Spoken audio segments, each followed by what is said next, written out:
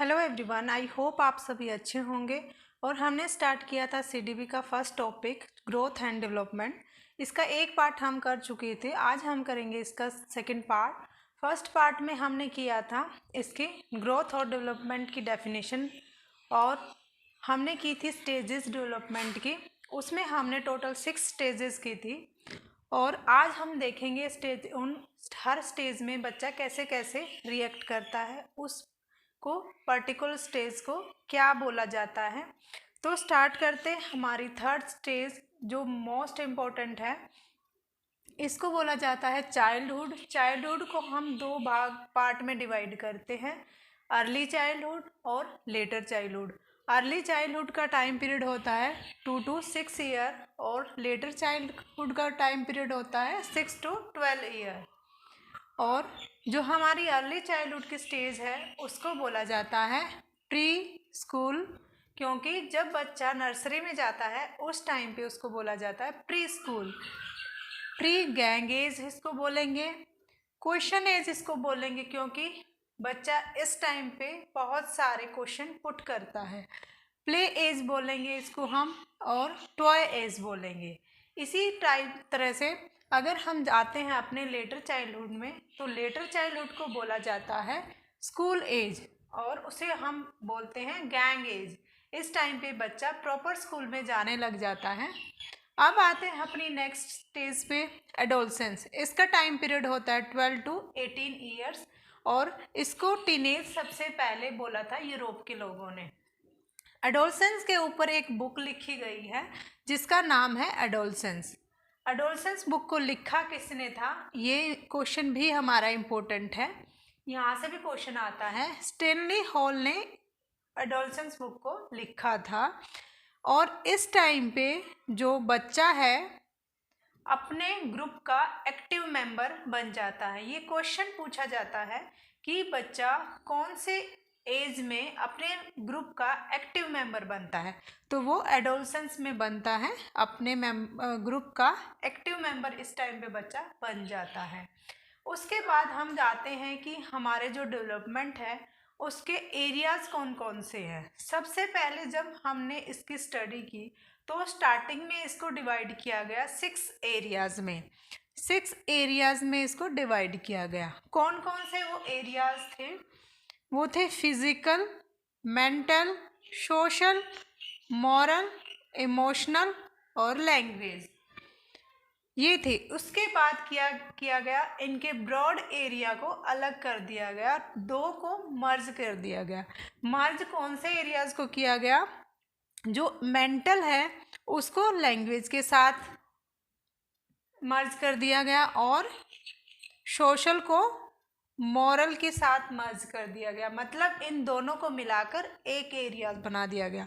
तो उसके बाद हमारे टोटल एरियाज कितने बन गए, तो हमारे हो गए थे टोटल 4 एरियाज हमारे बन गए।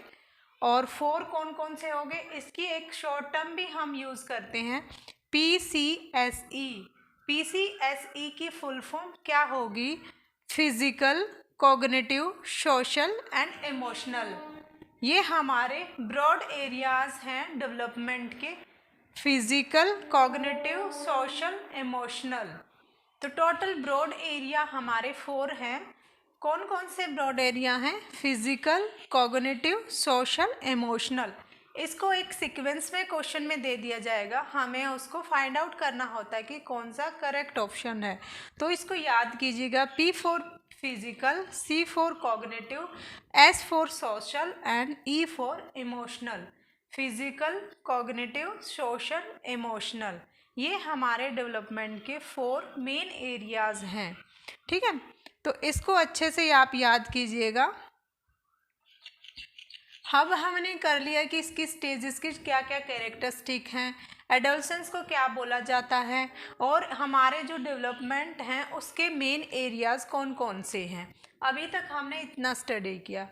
फर्स्ट पार्ट में मैंने आपको ग्रोथ और डेवलपमेंट के बारे में बताया था। आज कुछ सभी पॉइंट को मैंने एक टोटल 6 पॉइंट है, इसको करने के बाद आपको इसमें कोई भी डाउट नहीं रहेगा।